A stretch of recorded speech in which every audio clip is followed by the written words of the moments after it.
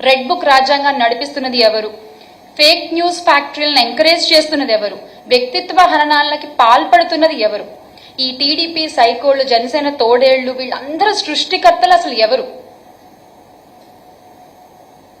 Sir, గౌరవ ముఖ్యమంత్రి చంద్రబాబు నాయుడు గారు, మీరు ఎలాగో సత్తా లేదు కాబట్టి పవన్ కళ్యాణ్ గారికి, ఇప్పటి పిఠాపురం పీఠాధిపతి మా పీపీపీ గారికి, ఆయన మిమ్మల్ని ఫాలో అవుతున్నారు. అదే జరుగుతోంది కదా. చంద్రబాబు నాయుడు గారి పేరు, లోకేష్ గారి పేరు చెప్పినప్పుడు వాళ్ళిద్దరి మీద కేసులు ఎందుకు పెట్టలేదు?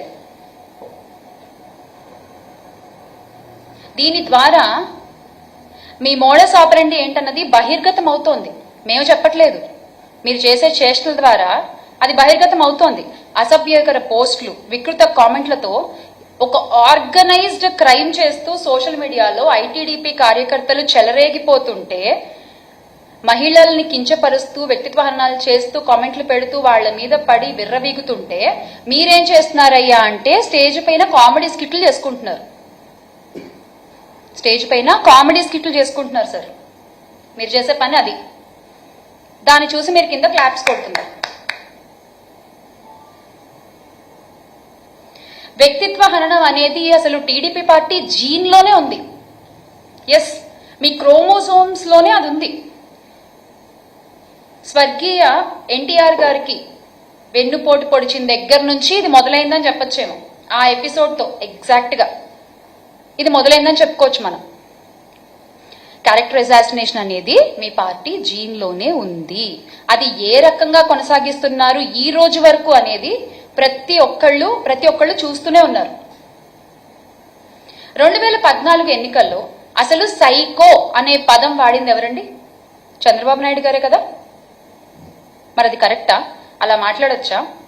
రాష్ట్రంలో ఒక మాజీ ముఖ్యమంత్రి కుమారుణ్ణి ఉద్దేశించి ఈ తరహా కామెంట్లు చేసింది చంద్రబాబు నాయుడు గారే కదా.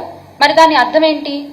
ఒక వ్యక్తిని డైరెక్ట్ గా ఎదుర్కోలేక, ఆ వ్యక్తికున్న జన బలాన్ని ఎదుర్కోలేక మీరు వెంటనే సైకో అనేటువంటి ఒక కొత్త పిక్చర్ని తీసుకొచ్చారు. అది కరెక్టా? ఇక ఇప్పటి ఉప ముఖ్యమంత్రి మా పీపీపీ గారైతే, మా పిఠాపురం పీఠాధిపతి పవన్ గారు, ఆయన ఎన్ని సందర్భాల్లో ప్రజల్ని రెచ్చగొడుతూ వ్యాఖ్యలు చేశారు. వైసీపీ నా కొడకల్లారా అంటూ మాట్లాడారు ఆయన. మరి అది కరెక్టా? మరి వాళ్లపై ఎందుకు ఎలాంటి కేసులు లేవు? కూటమి నాయకులు అదే చేస్తున్నారు. ముఖ్యమంత్రి గారు, ఉప ముఖ్యమంత్రి గారు, హోంమంత్రి గారు, వీళ్ళంతా కింద స్థాయి నాయకులు కూడా అదే పాటిస్తున్నారు.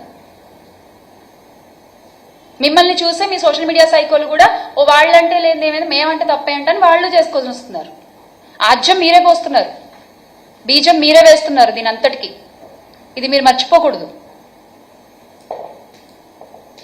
మీకు చిత్తశుద్ధి ఉంటే టీడీపీ కార్యకర్తల సోషల్ మీడియా పోస్టులు, అరాచకాలపై మేమిచ్చిన ఫిర్యాదులపై ఏం చర్యలు తీసుకున్నారో చెప్పాలి అని మేము డిమాండ్ చేస్తున్నాం. We're demanding that. ఎన్ని ఫిర్యాదులు ఇచ్చాం? వాటి సంగతి అసలు ఏమైంది? కనీసం అసలు ఒకటన్నా చదివారా లేదా డస్ట్బిన్లో పడేశారా మీరు ఆ కంప్లైంట్స్ అన్ని?